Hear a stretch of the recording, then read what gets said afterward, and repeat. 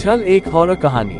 गांव के एक छोर पर स्थित एक पुरानी हवेली हमेशा रहस्यमयी और डरावनी मानी जाती थी। लोग कहते थे कि उस हवेली में कई सालों पहले एक परिवार रहता था जो एक रात अचानक गायब हो गया।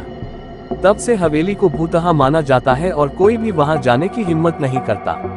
एक दिन गांव के दो दोस्त अमित और रोहित उस हवेली की सच्चाई जानने का फैसला करते हैं। वे रात के अंधेरे में हवेली की ओर बढ़ते हैं।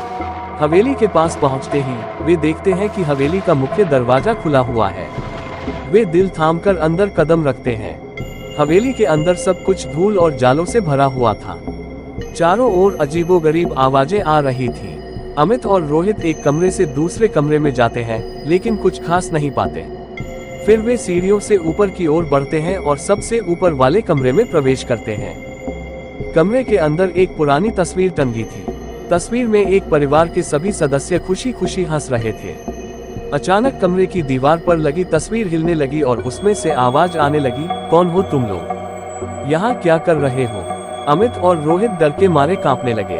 उन्होंने तुरंत बाहर भागने की कोशिश की, लेकिन दरवाजा बंद हो चुका था। वे दीवारों पर हाथ मारते हुए चिल्लाने लगे, लेकिन कोई जवाब नहीं मिला।